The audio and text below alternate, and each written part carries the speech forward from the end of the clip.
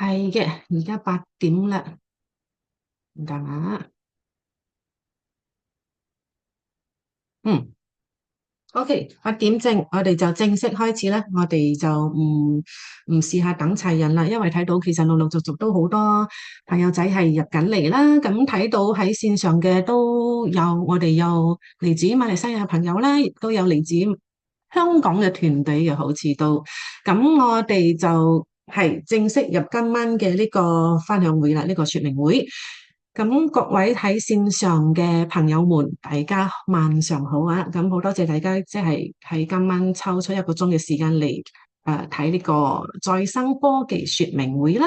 咁我係珊珊嘅，嚟自馬來西亞。咁今晚點解我哋會分享呢個再生科技咧？其實最重要嘅原因就係呢一系列嘅細胞再生產品啦，即係大家都睇到呢個畫面啦。其實係做到一個，即係佢創造到一個好大嘅迴響啊！即係喺短短幾年嘅時間，佢改變咗好多好多好多人嘅健康啦，好多好多人嘅生活嘅。咁我哋就講下究竟呢一間公司咩公司，邊間公司去出呢一系列嘅細胞再生嘅產品咧？如果我同你講，譬如呢個，OK，呢一間公司佢喺當地國家咧，其實係連續每一年都攞到呢個最佳銷售嘅，即係喺嗰個國家入邊咧，係每一年呢個產品係連續每一年賣得最好嘅嗰個產品。然之後呢間公司都係每一年佢嘅嗰個顧客成長，嗰個顧客增長咧係最多嘅。雖然已經喺市面上已經有差唔多6至7年啦，但係6至7年之後，佢 basically 都係有嗰個顧客增長係最多嘅一間公司。點解咧？就係因為佢嘅產品非常之勁。係，仲同埋咧，呢間公司佢亦都係當地公司，即係所有嘅直銷公司入邊咧，攞到最佳嘅最好嘅一間公司。咁樣嘅一間公司，佢推出咗呢一系列嘅呢一個細胞再生嘅我哋叫做產品啦。佢亦都喺當地嘅呢個國家創造咗突破咗好多我哋叫做國家嘅一個記錄。OK，例如說6年時間，佢創造出一個5個嘅國家性記錄啦。其中一個記錄係講緊咩咧？其中一個記錄係講緊2020年啦。2020年嗰陣，其實大家都知係一個 Covid 嘅時間啦，即係喺嗰一年大家都唔可以出街，諸如此類。咁大家選擇購物嘅一個方法就係咩啊？就係跟住 online order 咯，online ordering 咯。咁嗰啲運輸嗰一幾年啦，其實都非常之忙碌嘅。咁我哋呢間公司咧，佢喺當地國家2020年嗰陣咧，佢就創咗一個星期入邊用飛機運入 supplement 最多嘅嗰間公司。即係喺短短一個星期，喺眾多咁多間公司入邊咧，因為 supplement 講真喺2020、2021嗰個期間咧，其實係非常之出名噶嘛，大家都知，所有人都忽然間好關注健康，所以忽然間會買一大扎 supplement 咁。AFC 係嗰間公司創造咗一個星期用得飛機最多運入 supplement 嘅嗰間公司。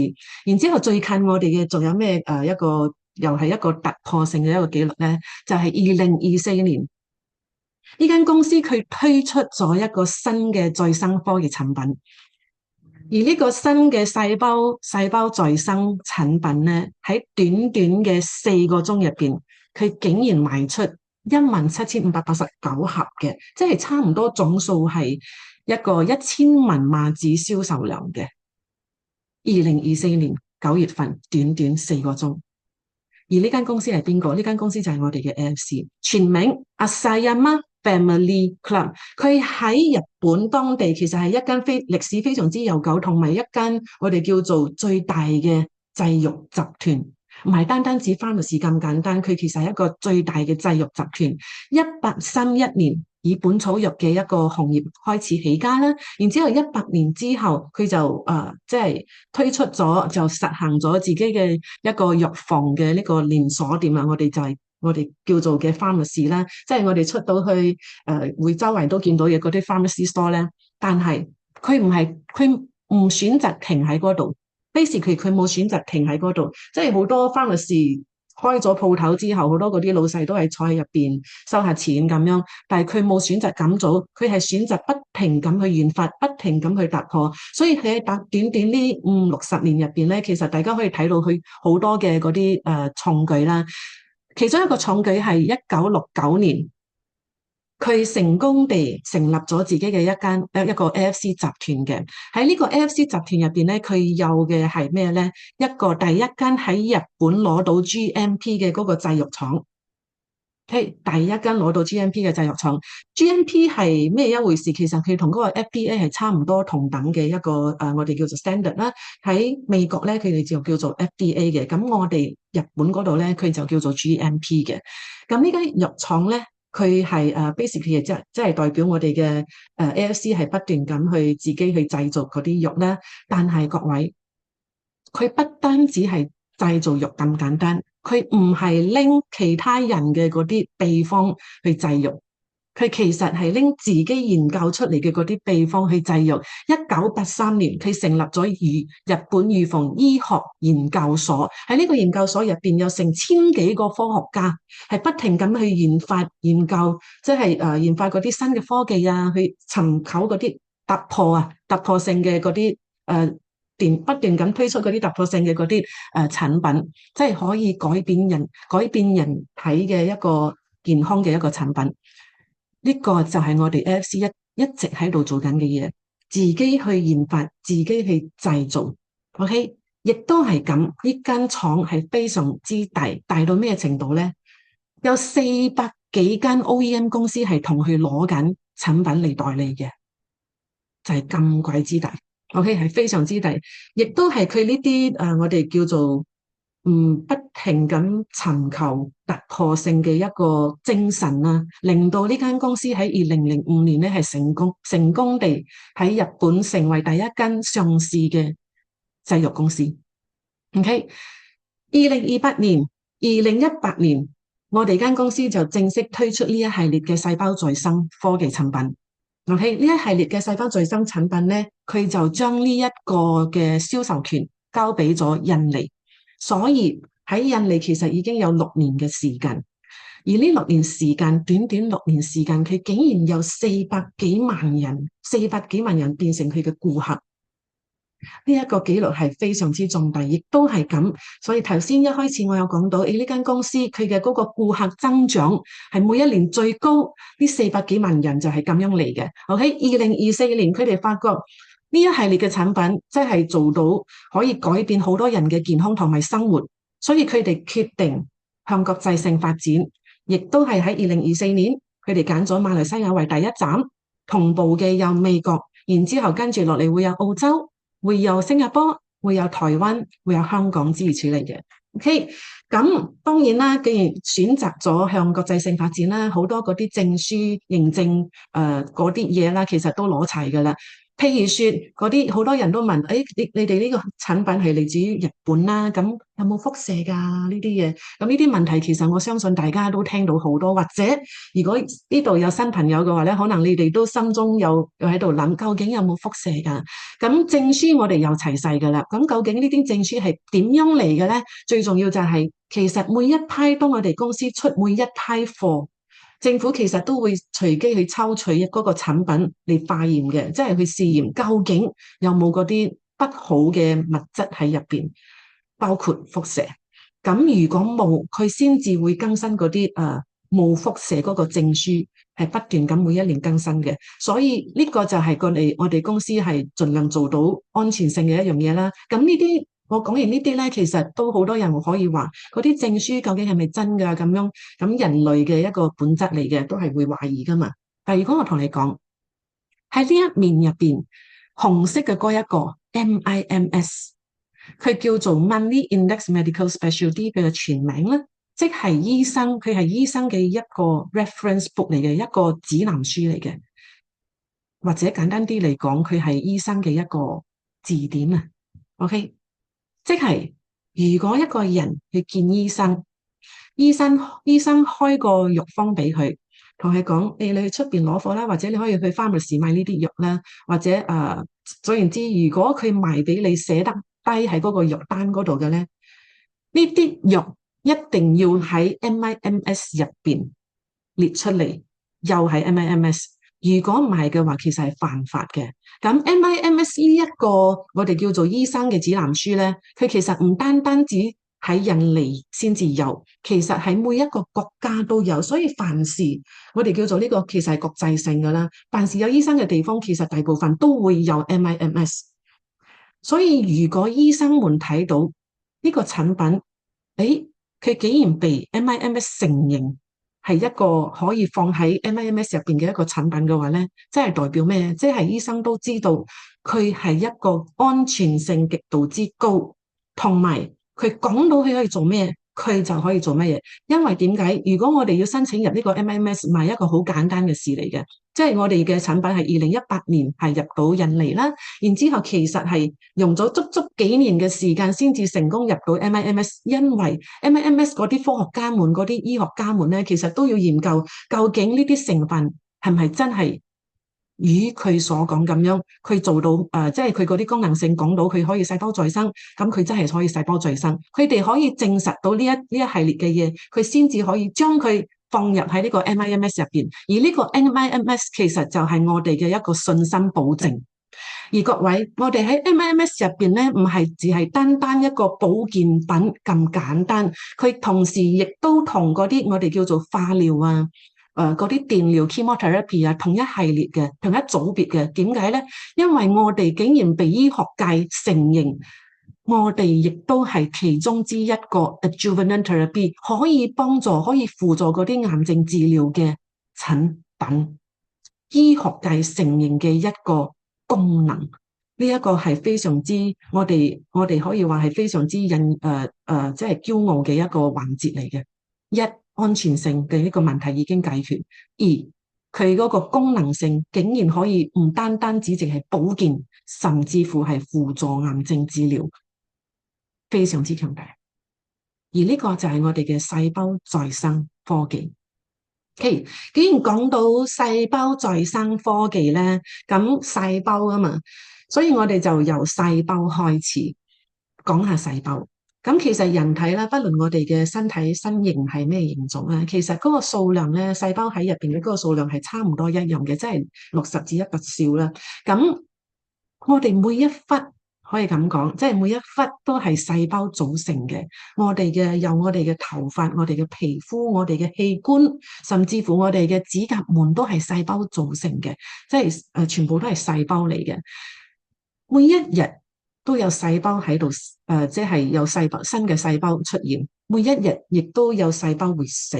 OK，咁每一日死嘅細胞大概有幾多咧？其實呢度有一個數字，即係有一個 statistic 俾大家睇啦，即係差唔多係4320億個細胞係同時間又生又死嘅。OK，for example，譬如說我哋嘅皮膚，我相信大家都知道咩係死皮啦。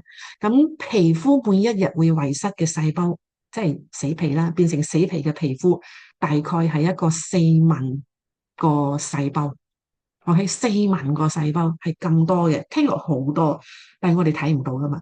但係重點仲有腦部咧，腦部都係細胞嚟噶嘛。咁佢每一日遺失嘅細胞係幾多啊？19萬個細胞啊！每一日唔論我哋高興又好，傷心又好，咩都好啦。但係當然啦，如果我哋激氣嘅話，死嘅細胞仲多啦。但係平均嚟講，每一日死嘅細胞係差唔多一個19萬嘅呢個數量嘅。咁既然講到個細胞會生會死啊，咁當然我哋嘅身體其實有一個好重要嘅功能，就係將佢平衡啊嘛。所以既然有細胞會死，咁佢亦都會盡佢所能，會生出一啲新嘅細胞出嚟。而呢個新即係將嗰啲俾我哋嘅身體生出嗰啲新嘅細胞出嚟嘅嗰個引擎咧，佢其實叫做肝細胞。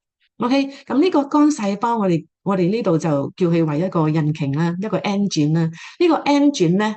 佢其實會隨住我哋嘅年齡而即係如果我哋越嚟越老嘅話咧，嗰個 engine 其實會越嚟越慢嘅。For example，譬如說1萬個即係 for 一個 baby 一個嬰兒嚟講啦，一個細路仔啦，佢嘅身體入邊每1萬個細胞有一個 engine 喺度做工，即係有一個 engine 喺度不停咁做新細胞嘅。OK，當呢個細路仔佢變成長大啦，變成一個少年啦，咁呢個少年嘅身體入邊，每10萬個細胞，佢得分一個 engine，即係個細胞個 engine 其實係降落咗10倍嘅，由1萬個入邊有一個跌到去10萬個入邊得分一個。細路仔變成少年啫，仲未成年喎。如果佢成年嘅話咧，仲勁，由10萬個跌到去25萬個細胞入邊得分一個 engine。呢個 engine 辛唔辛苦啊？即係到呢個位嗰陣，其實係非常之辛苦嘅。但係如果我同你講，有一個成年人再更加地長大啦，變成一個有智慧嘅長輩嗰陣咧，200萬個細胞入邊得分一個 engine。所以喺呢度我可以俾個比喻大家啦，即係有咩情況可以睇到，究竟呢啲 engine 係點樣做工咧？你哋可以想象下一個細路仔同埋一個老人家，如果佢同時間受傷，個受傷程度係一樣樣嘅話咧，咁邊個嘅嗰個傷口會復原得快啊？即係細路。OK，點解細路哥嘅嗰個細路仔嗰個復原嘅能力係高好多咧？就係因為個細胞，就係因為個身體製造新細胞嘅嗰個能力仲好高啊！1萬個細胞入邊有一個 engine 係好多嘅，但係當我哋去到一個長輩級嘅 level 嗰陣咧，200萬個細胞入邊得分一個。係好辛苦嘅嗰啲 engine 做到，所以呢個係一個好好嘅一個 example 俾大家去了解下，究竟嗰個 engine 佢跌到咩程度？OK，咁當然啦，當我哋嘅身體即係我哋越嚟越長大嗰陣啦嚇，長大有智慧嗰陣咧，我哋都知道我哋嘅身體係越嚟越退化噶啦。OK，呢個係一個自然定律嚟嘅，我咪同你講唔會，一定會嘅，只不過個速度快或者慢，其實我哋可以控制。咁市面上其實有咩方法可以去增加翻我哋身體入邊呢啲 engine 咧？即係如果我成為一個長輩嗰陣，我知道大概嗰個 level 係我身體個 engine 其實好少噶啦。有咩方法我可以令到呢啲 engine 做多啲幹細胞咧？咁市面上有一個好出名嘅方法嘅，我相信大家都知道呢個方法就叫做幹細胞療程。OK，就係 stem cell therapy。你會聽到，我有個朋友忽然間會飛出國，可能幾個禮拜之後佢翻嚟，哇，成個人唔同晒㗎喎。你問佢做咗啲乜嘢啊？佢同你講，我做咗 stem cell therapy 咯，幹細胞療程。佢會 basically 呢個療程咧係可以將一個人個皮膚最表面嚟睇啦，即係個皮膚會變得好靚嘅。即係忽然間好似後生咗10歲咁樣咧，然之後最重要嘅係點解嗰啲人會去做呢個 stem cell therapy 咧？會做呢個幹細胞療程咧？就係因為佢真係有效啊嘛！佢可以將一個人嘅身體真係注滿晒嗰啲幹細胞咧，重新有一個好已經係冇乜 engine 嘅一個狀態，變成一個充滿住好多新細胞嘅一個狀態。咁嗰個狀態就當然係非常之好啦。所以有好多幹細胞療程係專門去針對性去即係可以去治療某啲情況啊咁樣嘅。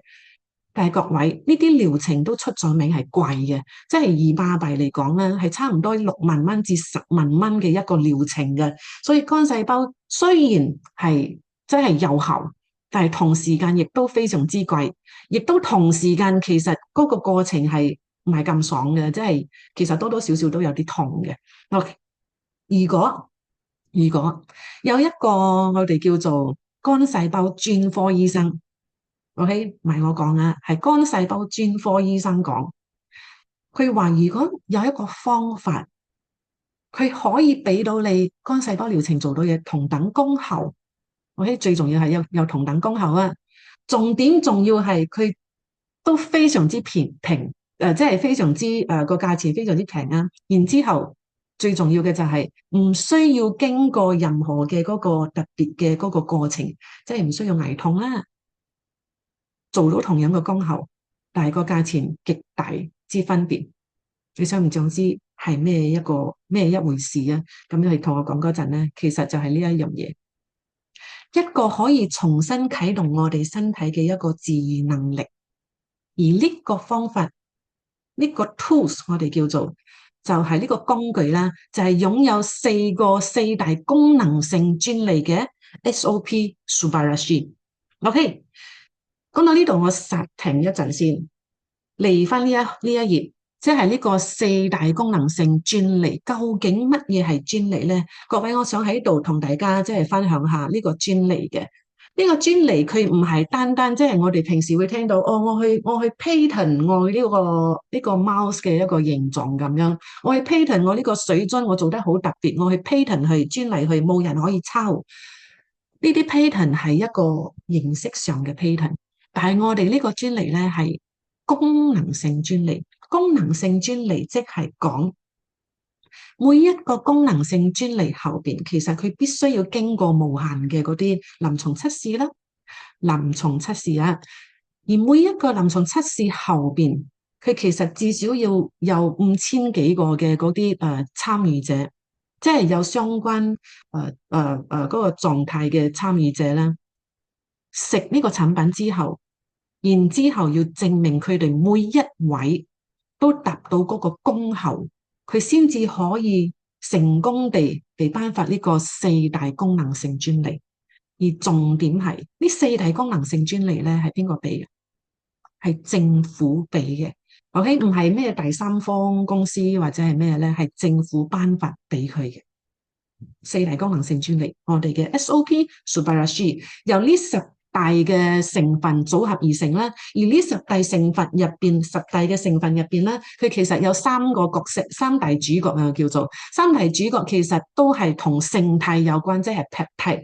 點解我哋嘅科學家會揀 peptide 咧？其實事關 peptide 唔係一個新嘢嚟嘅，佢喺醫學家入邊其實已經有成17個醫學家們、科學家們，因為成功研究到呢個勝肽可以做到嘅一個功效而得到諾貝爾獎嘅，而呢個就係我哋科學家揀嘅3個不同，即係唔同嘅勝肽，而呢3種唔同嘅勝肽嘅功效其實亦都非常之強大嘅。咁我相信大家而家各位都有手提啊，都係用電腦啊，我哋隨時都可以上 Google 去揾下，究竟呢啲 peptide 佢本身呢啲勝肽本身可以做到咩功效出嚟？你可以上 Google 揾。我其實更加建議嘅係大家去上去 Google Score 啦，去揾下究竟呢啲勝肽可以做到啲乜嘢。我哋其實入邊全部資料都有齊，而呢10大成分加埋一齊組合而嚟嘅咧，就成功令到我哋呢個產品，呢個細胞再生產品有4大功能性。第一個功能性專利咧叫做細胞再生，而呢個細胞再生其實就關於同頭先我講嘅嗰啲令自己嘅身體重新製造新細胞呢個功能，就係嗰個功能。OK。而第2、第3、第4呢個功能性專利咧，全部係同血有關嘅，即係同第一個關於血嘅咧，就係講緊改善血液循環嘅，呢個係其一嘅功能性專利。第2個功能性專利就係講緊佢可以調節嗰個平衡翻我哋嗰個血壓嘅，高血壓嘅食咗可以平衡翻，低血壓嘅食咗亦都可以平衡翻，呢個係佢嘅功能性專利啦。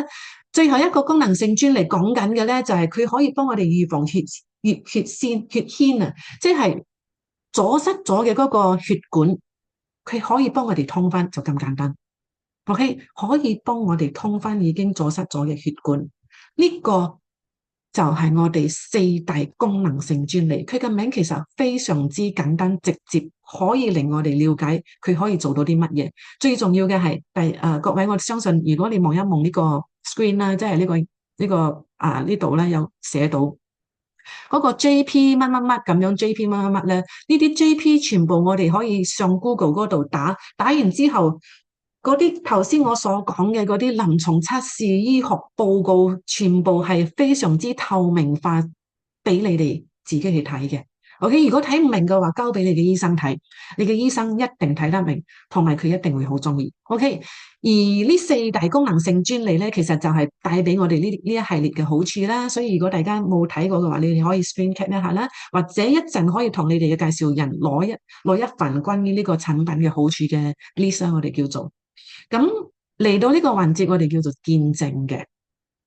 點解要講見證咧？因為其實見證就係正正一個證據，一個證明個功能性專利可以做到啲乜嘢，呢個就係個證據。OK，而呢一系列嘅見證，其實大部分都喺馬來西亞而嚟嘅，即係我哋身邊嘅朋友們，我哋嘅組織嘅朋友們嗰度體驗咗產品之後得分嚟嘅一個結果，一個見證。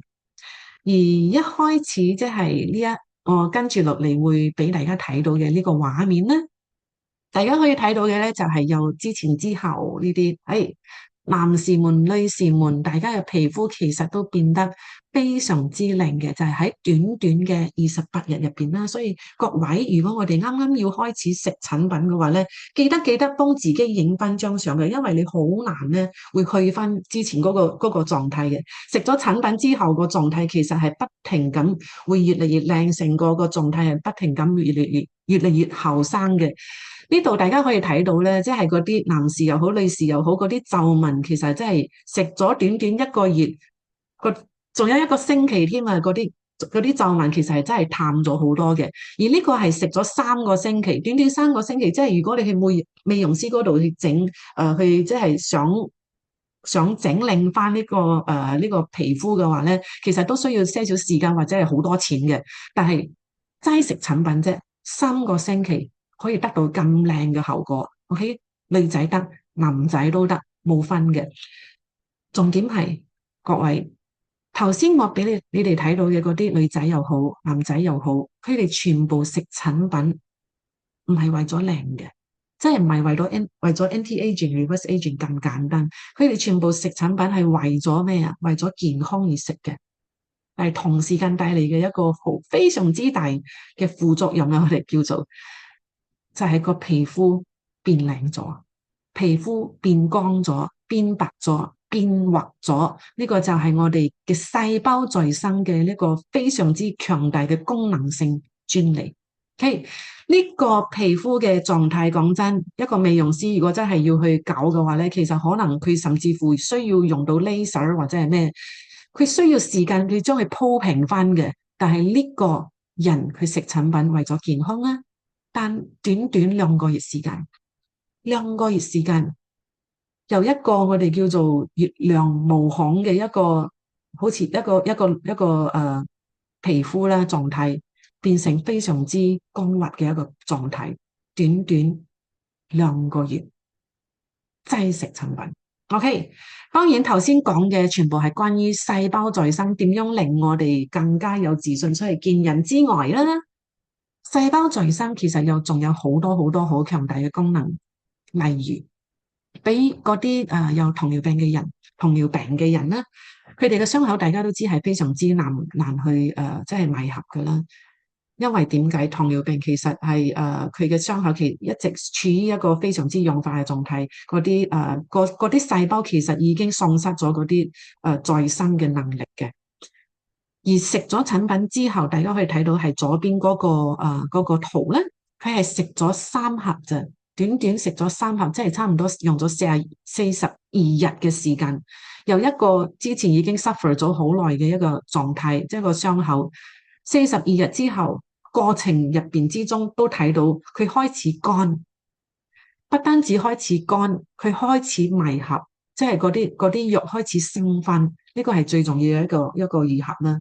右邊嗰個圖仲犀利，佢其實個骨已經係變黑色咧，就代表佢其實已經長期咁嘅一個狀態，所以嗰個骨其實係氧化咗嘅。咁樣嘅一個狀態，講真，醫生都想同佢講咗好耐，叫佢切咗佢啦，但係佢唔制嘅。遇到產品食咗七盒之後，右邊嗰張相可以睇到嘅就係佢嘅肉開始生翻。OK，無論我哋身體上下咩肉都好啦，手板長嘅肉又好，塊面嘅肉又好，腳板底嘅肉又好，全部都係細胞嚟噶嘛。咁呢個細胞再生功能，正正即係喺呢個人嘅身上即係呈現到咧，佢嘅嗰個肉係真係滋生翻嘅，嗰啲 tissue 係喺度生翻嘅，呢個係非常之強大嘅一個細胞再生功力嚟嘅。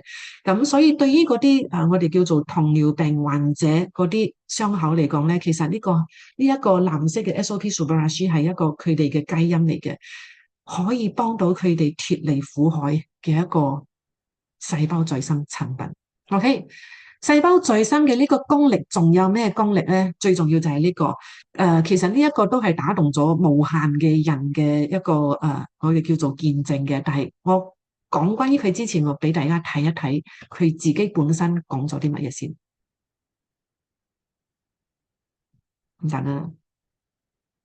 嗯嗯 Itu semua dokter 8 orang angkat tangan. Memvonis saya, umur saya cuma 3 bulan.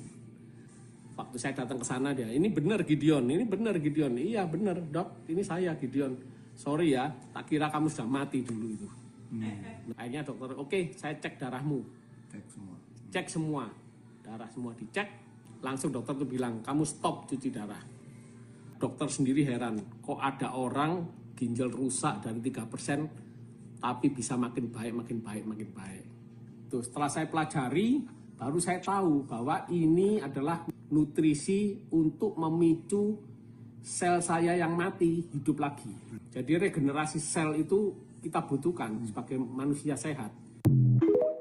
係嘅，所以呢一位男士咧，其實就係一個SLE 嘅病患者嚟嘅，即係佢嘅免疫系統自己打自己嗰啲啦。咁佢長期就需要食 steroid 咧，即係嗰啲類固醇啊 steroid 啊。食咗 steroid 嘅人，佢有一個非常之大嘅副作用，就係佢哋嘅腎其實係一個超負荷嘅一個狀態啦。咁佢係去到必須要洗腎啦。然之後洗咗好耐一段時間，直到2019年咧，其實好多成百位醫生都同佢講，你嘅腎功能得翻3%先啦。其實簡單啲嚟講，你就係得翻3個月命啦咁計。好彩嘅係佢遇到產品，然之後佢就開始食，咁個過程係不斷咁俾到佢信心之餘咧，個醫生其實都嚇親嘅，因為佢不單止活咗多過3個月，多過半年，2年之後甚至乎係一個狀態，即係完全不需要再洗腎嘅。所以大家各位，我相信如果第一次聽到呢一個見證嘅朋友啦，我知道你嘅感覺嘅，即係你聽到會話，哇，有冇可能啊？即係洗腎喎，洗腎咗，其實大家都知一洗就係永世噶嘛，forever 噶啦。但係係真嘅，即係我哋嘅產品可以幫到嗰啲洗腎病人個腎功能係逐漸咁樣去恢復嘅。點解咧？佢嘅細胞再生功能嗰個專利後邊其實有其中一個臨床測試就係講緊佢點樣去修復我哋嘅腎嘅腎網。OK，但係需要時間，而呢啲人就係用咗時間去證明佢呢個細胞再生功力係可以將佢由一個洗緊腎嘅一個必須要靠洗腎嚟過日子嘅一個狀態，去到完全唔需要洗腎。最重要嘅就係唔單單止淨係呢一個 case。喺印尼有好多好多洗腎病人係完全唔需要再洗腎。如果你話一個係巧合，你可以話佢係巧合，但係如果好多人嘅話咧，10個、20個、30個，甚至乎40、50個嘅話咧，呢啲就唔係巧合，呢啲就係正正證明咗呢個 SOP Subarashi 佢嘅細胞再生功力有幾咁強大。OK，仲有細胞再生功力呢一個 uncle 咧。佢係嚟自我哋馬來西亞嘅 JB 嘅，咁佢咧其實就係經過咗一個手術之後，佢即係唔小心被割斷咗佢嘅神經線啦。佢食嘅產品咧唔係單止藍色嗰盒嘅，其實仲有 Hikari 同埋 Usukushi 3種食晒嘅。但係我想講嘅係嗰個細胞再生能力係非常之 amazing 啊！即係一個切斷咗嘅神經線，竟然可以生返，大家可以睇一睇。做了 OK， 行，快啦。哦，这边红这里。哦，看了没有？几分鐘它會。OK，頭先嗰個 uncle 咧，佢係咩一回事咧？即係佢嘅神經線被割斷啦，所以 basically 佢係必須要即係瞓喺嗰度，即係沖涼食飯咩都好，其實係必須要靠屋企人去照顧啦。咁一個人如果當佢長期需要靠屋企人去照顧，即係呢啲自理嘅能力其實喪失咗嗰陣咧，其實嗰個我哋叫做嗰個自尊心，其實都跌得好犀利㗎啦。即係大家都知個自卑心會有幾大啦。即係個人嘅 mentality 其實都會好 weak 啦。但係好彩嘅係屋企人知道個 AFC 之後，就將個產品遞俾佢，然之後開始食啦。食咗2個月之後，竟然可以起得翻身，竟然可以行得翻路。最重要對佢嚟講，最重要嘅就係佢可以重新去打理翻自己，佢可以重新自己去沖涼，重新自己去食嘢嗰啲，唔需要再靠人哋去做呢啲基本嘢。呢個係佢可以重新揾到自尊心嘅其中一個我哋叫做一個 progress， 係非常之感動嘅一個過程嚟嘅。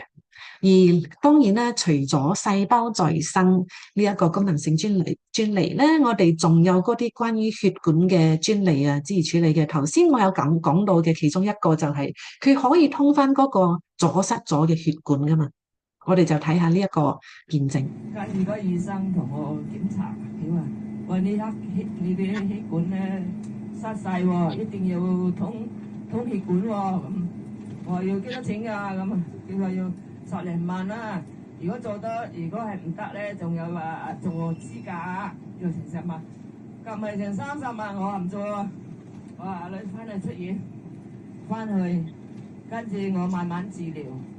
咁啊，阿女要攞到呢啲藥俾我試，咁啊試食嚟，一日食兩條，食咧我都係食咗，依家要20幾日，食到我直情依家識行都冇乜事啊，又唔會抽筋，就係咁咯。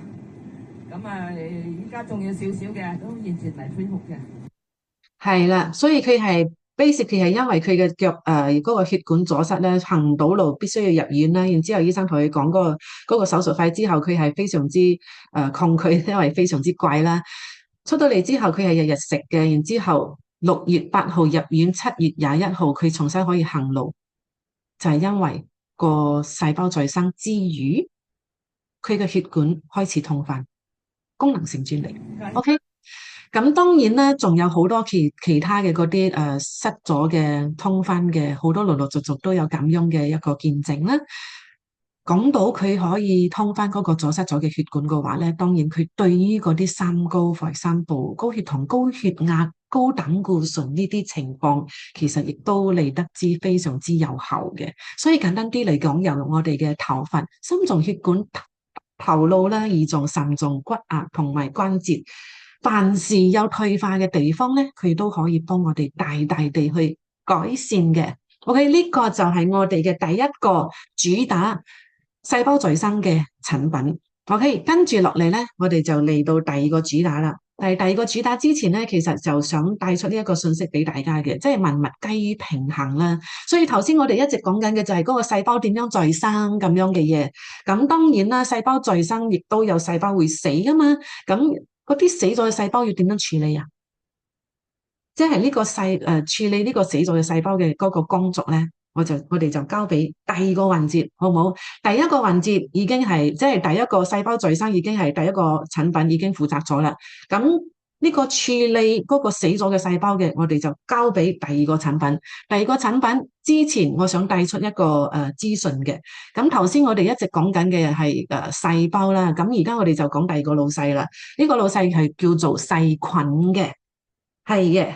頭先我哋第一個環節就講咗，我哋細胞即係我哋成個身體咧都係由細胞組成噶嘛。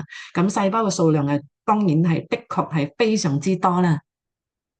但如果我同你講個細菌啊，而家唔係細胞啦，係細菌啊，細菌嘅數量喺我哋身體入邊竟然多過我哋嘅細胞咧，吓，你多幾多啊？咁其實大部分細菌係喺我哋嘅腸道嘅，咁呢個腸道菌嘅總數量咧，其實係差唔多等於10個你，即係我哋一個身體。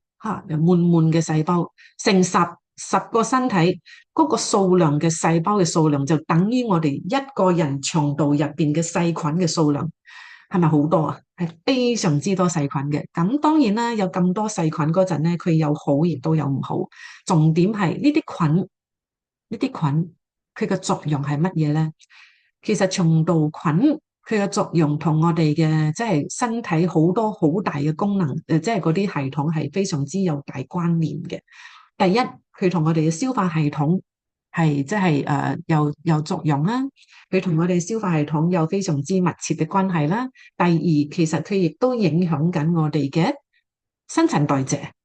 OK，第三，我哋嘅嗰個營養吸收都同佢有關。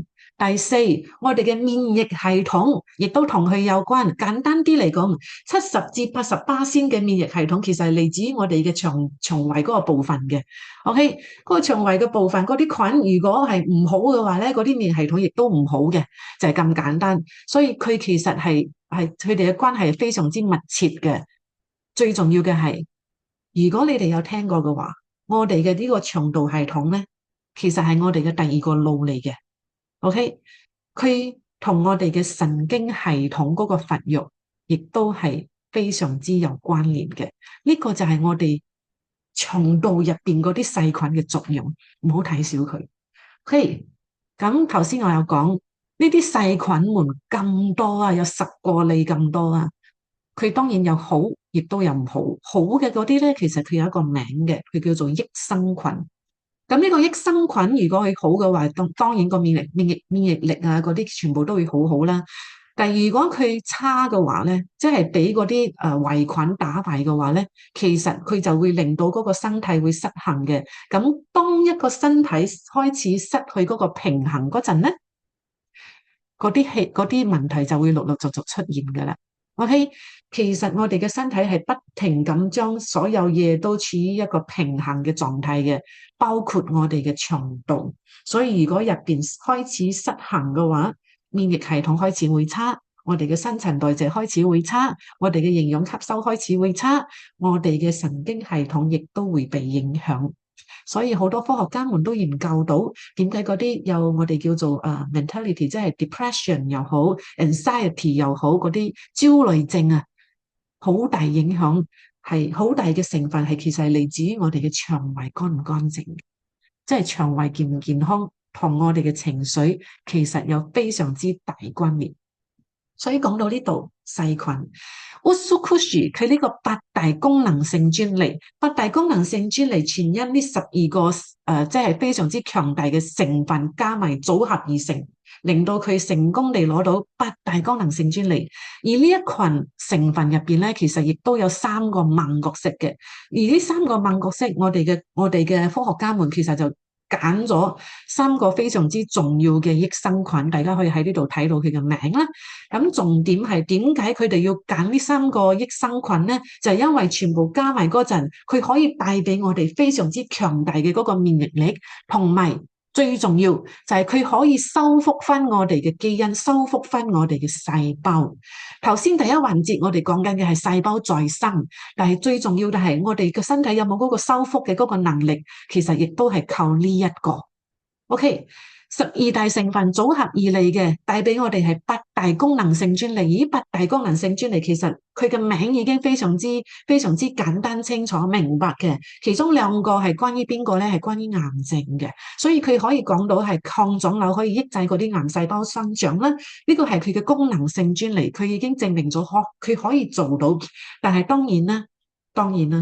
我哋要對付癌症嗰陣咧，就個食法就肯定唔係好似平時人食咁簡單啦。佢必須要喺好短嘅時間入邊狠地去食嘅。OK，depends on 嗰個癌症嘅嗰個危險性啦。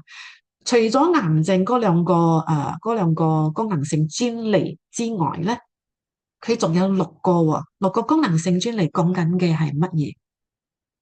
呢6個功能性專利講緊嘅咧，其實就係我做咗一個總括啦。其實全部係關於排毒嘅。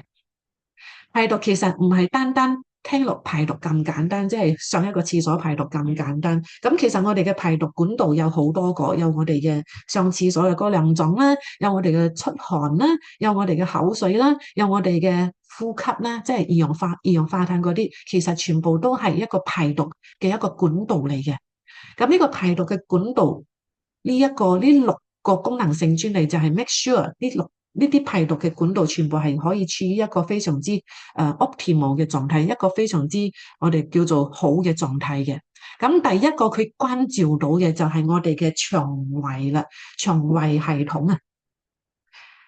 腸胃系統如果好嘅話咧，即係如果入邊嘅嗰啲細菌係處於一個非常之健康嘅一個環境嘅話咧，我哋嘅免疫力其實就會被激活。所以其中一個功能性專利講緊嘅就係活化我哋嘅免疫系統。然之後，當呢個免疫力好嗰陣咧，我哋嘅身體其實喺即係嗰個防護罩啊，其實就好似有咗一個防護罩咁樣，變成我哋俾人哋感染嘅機會其實會大大咁降低好多嘅，即係冇咁容易病啊。OK，所以呢啲全部功能性加埋就係講緊嘅關於就係排毒，佢亦都可以幫我哋嘅肝排毒，修復翻我哋嘅肝，佢亦都可以將我哋身體入邊嗰啲重金屬排出嚟，將嗰啲死咗嘅細胞處理，即係好好地去處理。呢個就係呢八大功能性專利所講嘅一切，而呢一切講嘅就係呢啲啦，呢啲產品嘅好處啦。重點嚟講，Usukushi 可以幫到我哋身體做嘅四大功能就係呢個細胞新陳排毒，然之後就帶俾我哋可以增強翻我哋嗰個防護啦。當呢個燒有咗嗰陣咧，就當然就可以幫我哋預防感染啦。最重要嘅就係佢同時可以幫我哋修復我哋嘅細胞。咁而家就講下嗰個見證嘅。關於見證，既然頭先我哋有講到嗰啲癌細胞之類嚟嘅啦，咁呢個其實就係我哋馬來西亞嘅一個中醫師。呢個中醫師佢本身咧就喺2023年嗰陣咧係發覺到自己有一個鼻癌症啦，即係鼻咽癌啦。鼻咽癌即係嗰個過程，佢亦都發覺自己嘅心血管三大心血管其實都阻塞咗嘅，必須要做 bypass 嘅。其實唔單單止嗰三大，其實嗰兩個細血管都阻塞咗嘅。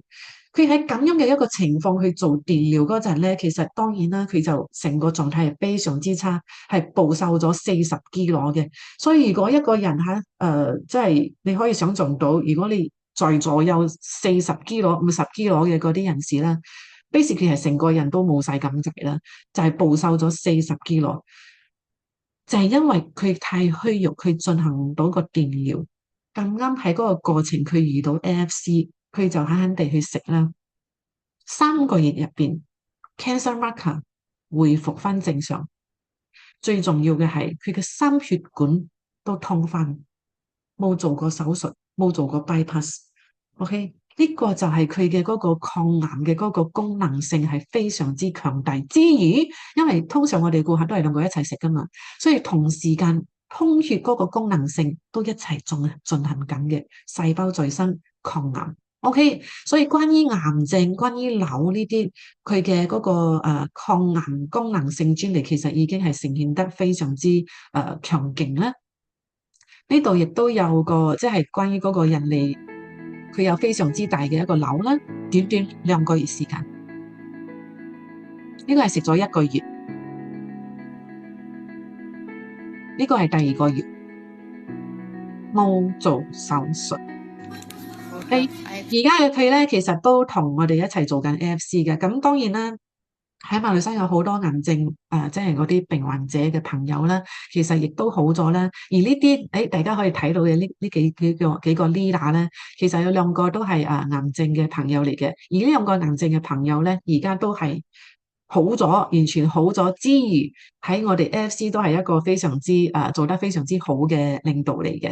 咁當然除咗癌症，頭先有講到佢可以幫我哋身體排毒去修復噶嘛。其中佢修復嘅一個地方就係我哋嘅肺部。嗰啲肺部如果有嗰啲 COVID 嘅重傷症咧，其實如果即係中過 COVID 嘅人咧，其實我係即係喺呢度要俾啲意見大家，就係可以嘅話俾啲時間去至少3個月嘅時間啦，我叫做。俾個身體去 repair 去修復翻嗰啲肺部嗰啲肝，因為嗰個我發覺我做過好多嗰啲 test 啦，我發覺好多人嘅肺部咧，其實仲有好多嗰啲創傷症喺嗰度嘅，就係全因從來都冇做過嗰個修復嘅嗰個動作，而而家呢個 Usukushi 佢可以將我哋嘅身體嗰個細胞修復，受傷咗嘅佢可以修復。死咗嘅嗰啲部分，即係已經係壞咗嗰個部分咧，SOP 數據書就可以幫佢再生，呢個就係佢嘅功能性專利。當然，關於嗰啲我哋叫做牛皮癬或者係濕疹諸如此類啦，佢亦都非常之有效嘅，甚至乎後層嗰啲 shrinkles。OK，所以簡單啲嚟講，SOP Subarashi 呢個細胞再生，加埋我哋嘅 Usukushi 呢個即係 basically 係一個排毒功能非常之全面性嘅一個產品，八大功能性加埋呢四大功能性，1+1係非常之全面性嘅。OK，所以其實都學醫生話齋，俾自己嘅身體3個月時間，因為好多我哋上至下好多個部分咧，其實佢有自己嘅一個 cycle 嘅，即係好似我哋嘅皮膚要28日去一個即係由生到死係28日咁樣咧。其實我哋嘅身體上上下下，只要你肯俾足佢30日嘅時間去調、去修復。OK，去滋生翻嗰啲需要滋生翻嘅細胞，去修復嗰啲已經受傷咗嘅個細胞嘅話咧，其實你可以發覺你成個人3個月之後係有非常之大嘅改善同埋變化嘅。最重要係咩啊？會變得好靚噶嘛，好多人都 OK。咁而家以上咧就係我哋嘅2個功能性嗰啲細胞再生嘅產品啦。呢個亦都係其中一個我哋嘅主打產品，呢個主打產品亦都係同細胞再生有關，只不過，如果大家可以睇一睇呢度嗰啲成分咧，全部都係咩啊？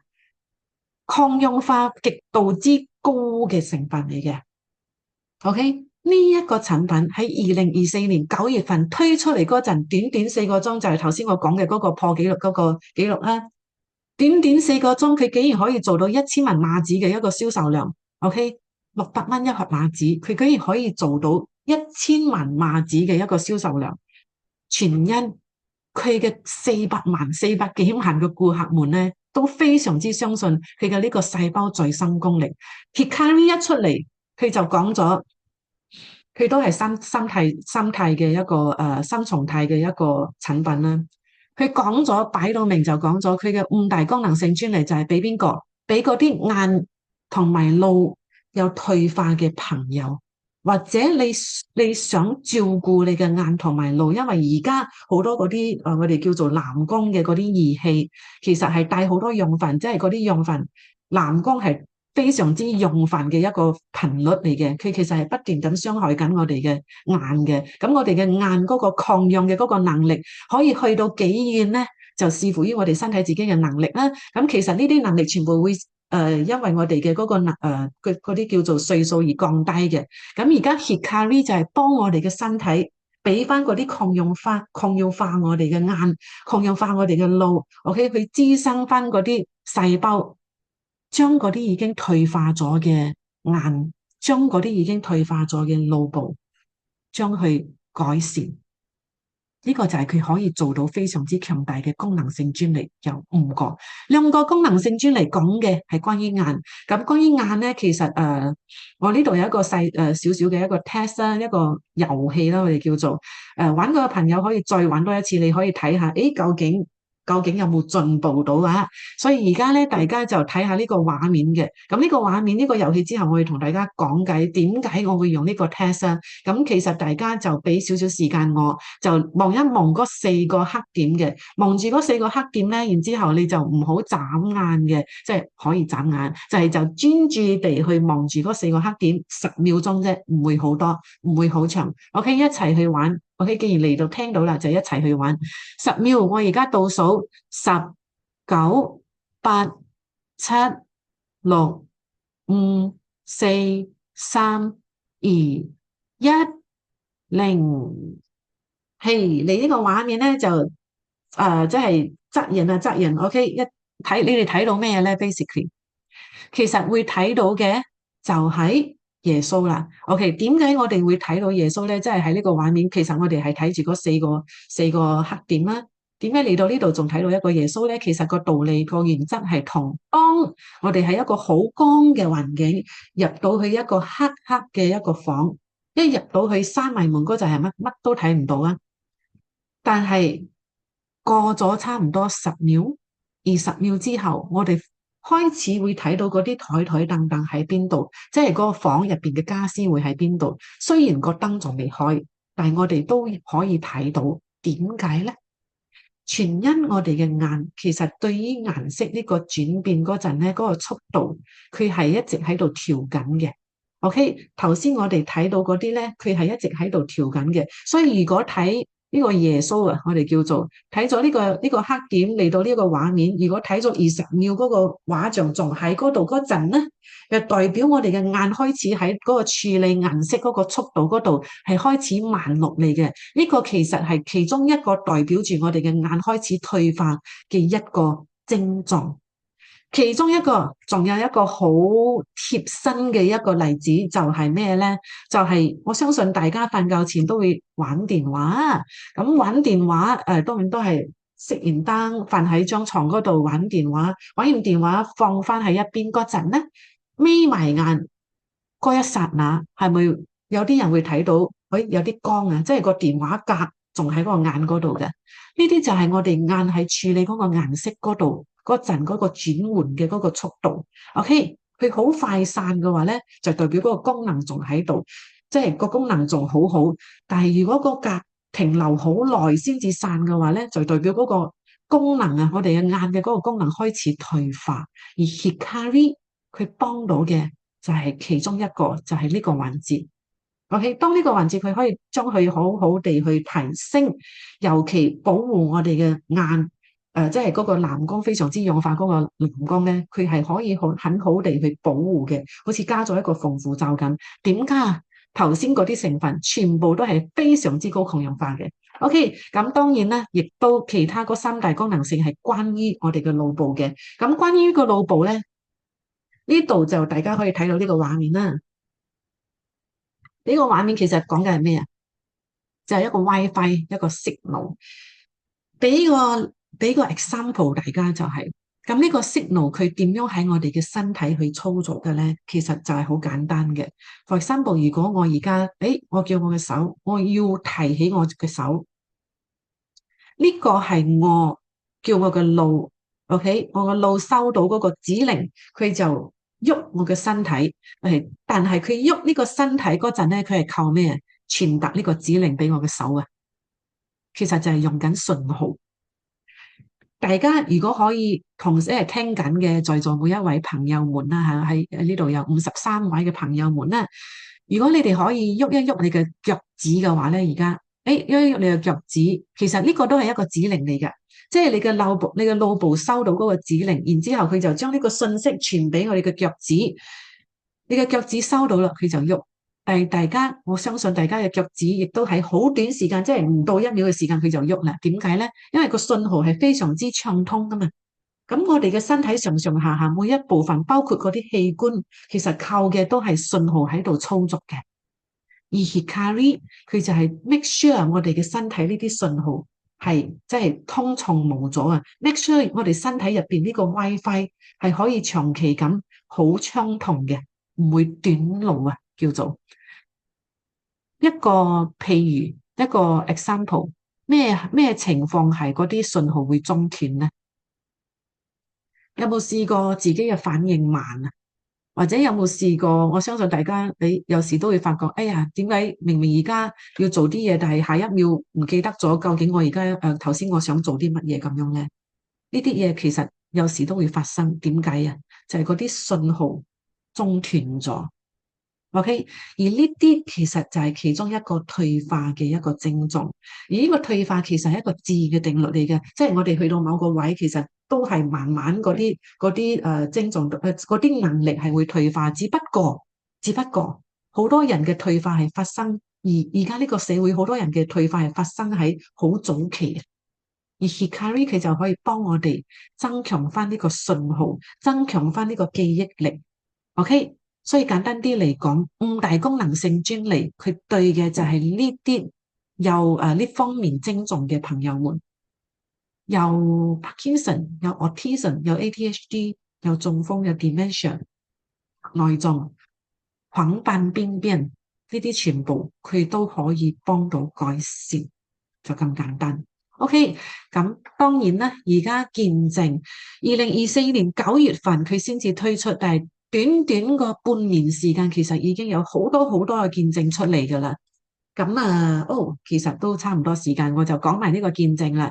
咁呢個 Hikari 咧，佢就帶俾邊個見證咧？呢個係其中一個非常之好嘅。呢個 Joyce 啊，佢嘅名叫做 Joyce 啊。佢其實幾年前咧就唔知患咗咩症狀啦，佢嘅嗰個眼皮其實一直跌落嚟嘅，跌到一個程度，佢其實係唔可以揸車，唔即係行路都需要人哋去拖住佢。如果唔係，佢忽然間個眼有時係甚至乎開唔到嘅，係去到咁樣嘅一個地步。佢揾咗好多個醫生去話，即係揾一個解決方法啦。其實一直都揾唔到一個即係對症下藥嘅方法嘅，甚至乎有一個醫生係叫佢去打 Botox， 你 Botox 你嘅皮膚就會拉減分噶嘛，咁佢真係去打啊，然之後前後其實打咗30幾針嘅，喺個眼嗰度喎，所以其實打到佢嘅眼其實都流血噶啦，但係佢打咗 Botox 1年之後個眼皮又鬆翻，所以一直係咁樣嘅一個情況，直到佢遇到 Hikari， 佢開始食 Hikari。幾日咋，佢就開始飆到佢嘅眼嗰個視力係開始翻嚟啦。重點係2個星期之後，佢自己影咗呢幅相。之前之後2個星期啫，個眼皮竟然可以回復翻正常人。即係原本佢嘅眼係咁大粒嘅，但係長期嚟講，即係左邊嗰個相咧，已經係佢盡咗最大能力去擘到最大嘅一個程度。2個星期之後變翻另類，點解啊？Hikari 嘅細胞再生非常之強大。OK，仲有呢個女仔咧，佢以前咧就係一個黃小姐啦。佢以前其實係去到一個地步，係佢讀書佢需要用放大鏡去讀噶，放大幾多倍啊？1800倍啊！係食咗即係佢嘅眼視力係非常之差到需要用放大鏡去讀書嘅。入 lift 去撳嗰啲 lift 嗰啲掣咧，其實佢都睇唔到嘅，即係好難睇嘅，係非常之難睇。但係而家咩情況就係食咗 Hikari 之後，開始睇到嗰個 lift 入邊嗰啲數字，佢可以翻到屋企，即係可以準確地撳到佢要翻到嘅屋企嘅嗰個 level。仲要係而家睇書唔需要再用放大鏡 ，Hikari 幫到佢。OK， 亦都有我哋頭先嗰個係馬來西亞朋友啦，然之後亦都有我哋嘅香港朋友，亦都係因為食咗 Hikari。頭先我有講嗰個，即係夜晚睇電話嗰個一格格嗰個情況咧，就係佢啦。OK，佢自己本身就有咁嘅一個見證啦。咁但係因為時間關係，我就唔播出嚟啦。咁如果大家想睇完整版本嘅呢啲見證咧，我哋可以問翻我哋嘅介紹人，因為呢個喺香港其實有好多 Hikari 好勁嘅、好好嘅、好感動嘅見證嘅。OK，當然呢個都係啦，同埋最重要嘅係除咗眼部之外咧，腦部都有嘅。好多譬如說我嘅客仔，佢俾佢媽媽食1個星期入邊，之前係屬於一個健忘症嘅，即係開始我哋叫做 dementia 啦，開始老人痴呆啦。但係1個星期之後，竟然發覺佢喺自理上，即係喺做家務又好、煮飯又好，都唔會唔記得熄火嘅嗰個狀態。1個星期竟然睇到好大嘅改善。呢一位先生亦都係曾經中過風嘅，曾經係即係亦都係柏金遜嘅。食咗產品10日之後，佢嘅病態，即係佢嘅病情係有非常之大嘅改善啦。佢嘅手唔再震啦。最重要嘅係，重點係仲有就係佢講嘢以前係好模糊嘅。而家可以即係食咗10日之後，佢可以好清晰地去講嘢。呢個就係 Hikari 佢非常之高抗氧化，令到佢嗰啲所有嘅嗰啲我哋叫做細胞再生又好，佢嗰個將嗰啲退化嗰啲地方可以大大地改善。呢啲全部喺佢身上係好靚咁樣呈現到出嚟嘅，非常之感動嘅一個見證嘅亦都。所以其實咧，以上就係我哋嘅3大嘅功能性專利啦。咁講到呢度都帶俾大家一個信息啦。有時我哋即係我知道而家人人嘅一個習慣就係，係嘅，呢個係一個我嘅畫面，唔係你電話冇電嘅畫面啊。即係人人都有個習慣，就係每一日都會用電話，用完電話一定會叉佢嘅。就係我哋肯定唔會令自己嘅電話冇電嘅。如果電話冇電嘅話，個人都會有股咩焦慮感會出嚟嘅。呢個係一個現代社會嘅人嘅一個狀態嚟嘅。所以我哋 basically 我哋會 make sure， 即係會肯定會做一個指定動作，就係每一晚瞓覺前一定會叉佢嘅。OK， 但係我想問嘅係在座每一位朋友，你哋其實有冇正視過自己嘅自己嘅身體咧？即係我哋嘅身體其實就係好似一部電話，但係電話係嚟得簡單得多，佢係好單層面嘅。我一插佢插滿咗就插滿咗，但係我哋身體唔同。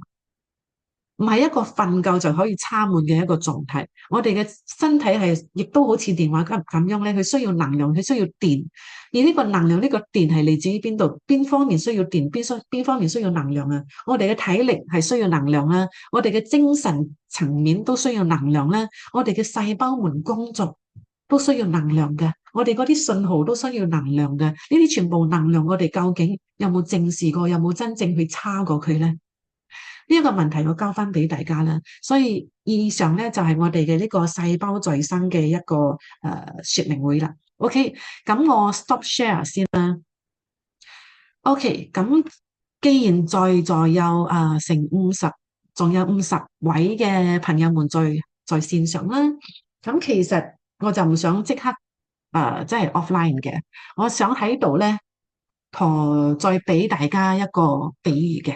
OK，而呢個比喻其實我係曾經俾過我一個叫做 KL 嘅，即係西馬一個團隊咧，我係將呢個比喻俾咗佢哋，然之後點解我要俾呢個比喻俾佢哋咧？因為有時我哋講呢啲產品嘅嗰啲作用啊、功能嗰陣咧，其實可能有啲人會覺得好難去聯想到，即係細胞再生。究竟同自己有咩關係啊？即係好難去聯想到咧，因為每個人嘅思考嘅嗰個層面其實唔同噶嘛，每個人嘅思考嘅一個角度係唔同噶嘛，所以我呢度就有一個 example， 有一個聯想俾大家嘅。咁我相信大家都知道，一間屋企，我而家用嘅比喻就係一間屋企，一個屋企佢需要嘅係咩啊？裝修噶嘛。係嘛？如果你唔裝修嗰個屋企，長期嚟講10年、20年、30年，佢係咪會變成一個危樓啊？即係一個好危險嘅一個屋企啦。住唔住得人我唔知啦，可能仲住得，但係好多嘢都好殘。所以其實去到某個位，我哋就會需要去裝修一個屋企嘅。咁裝修屋企之餘，我哋需要兼顧嘅就係都當然啦，仲有咩咧？就係個水喉啦。我哋需要兼顧嘅都有佢嘅電啦。我哋需要兼顧嘅，除咗當然啦，當我哋 make sure 入邊嘅裝修好咗、水喉好咗、電好咗之後咧，我哋都要 make sure 佢係乾淨嘅，都要 make sure 個屋企有 WiFi 嘅，係嘛，先至住得人噶嘛。咁嗰啲垃圾可以嘅話就日日清係最好啦。如果唔係嘅話，嗰啲垃圾喺屋企入邊點住啊？係咪有一個環境係咪好惡劣啊？就係咁嘅一個環境。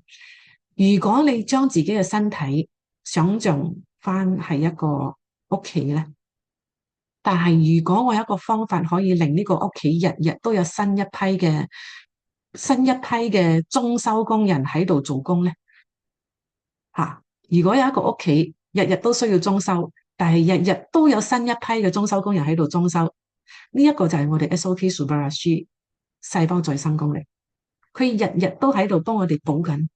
我哋身體入邊需要補嘅地方，日日都有新一批嘅人喺度幫你修復緊，嗰啲需要修復嘅地方，更新緊嗰啲已經壞咗嘅地方。呢一個就係我哋身體SOP 可以俾到我哋身體一班裝修工人。水喉咧就係我哋嘅血管。SOP 佢可以將我哋嘅身體嘅血管，即係 make sure 呢個血管唔會爆血管，make sure 呢啲血管即係呢啲水喉啊唔會阻塞啊。呢個亦都係我哋 SOP 可以做到嘅嘢。OK， 所以裝修工人有咗啦，我哋水喉師傅亦都有咗啦。咁做電嘅咧係邊個啊？做電嘅係邊個啊？做電嘅咪就係 Hikari 咯。OK，Hikari 呢啲電工師傅 make sure 我哋開到電 ，OK 可以睇到，可以校光。make sure 嗰啲電路全部都好 OK 嘅，神經系統好 OK， 同時間 make sure 我哋嘅身體入邊嗰啲 WiFi， 呢間屋企嘅 WiFi 係即係一直喺度爆滿嘅。OK， 佢唔係單單 Unify WiFi 咁簡單，佢有 Maxis WiFi、DG WiFi 呢啲全部 WiFi 師傅喺晒入邊，就係為咗咩啊？為咗 make sure 你嘅身體呢個信號唔會短路啊。OK， 所以我哋有咗裝修工人，有咗水喉工人，有咗嗰啲我哋叫做電師傅、拉電師傅，仲有 WiFi 師傅添。最後就係咩啊？住得入去啦，係嘛？咁好啦，有水有電有 WiFi 住得入去啦，垃圾需要整啩，咁所以同時間我都 make sure 你嘅身體可以有日日都有一批新嘅嗰啲清潔工人喺度幫你清理垃圾，係嘛？好唔好啊？如果有一批即係日日有一批咁嘅工作工人喺你嘅身體入邊，不停咁幫你嘅身體去清理、修補需要做嗰啲嘢，而呢一系列嘅工作，全部我哋就交俾 SOP Subarashi、Usukushi 同埋 Hikari 三條嘢啫，OK 唔需要多，三條嘢啫，你就可以 make sure 你嘅身體日日都有咁樣嘅嗰啲拉電、水喉、裝修工人師傅們。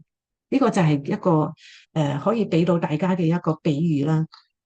希望大家可以知道就係記得就係唔好忘記去照顧自己嘅身體，就好似你嘅電話要叉，就好似你嘅身體要你嘅屋企要裝修，記得睇翻你嘅自己嘅身體，你係咪真係有俾你嘅身體一個需要嘅關注呢？OK，所以以上就係我今日嘅分享會啦。就如果各位有任何嘅疑問或者係有任何嘅問題，想知道關於究竟呢個細胞再生嘅公司佢帶嚟嘅商機係咩呢？問翻你哋介紹人啦，其實有一個好簡單嘅一個我哋叫做獎金制度嘅。OK，咁以上就係今日嘅分享啦，好多謝今日大家嘅出席啦，下次再見。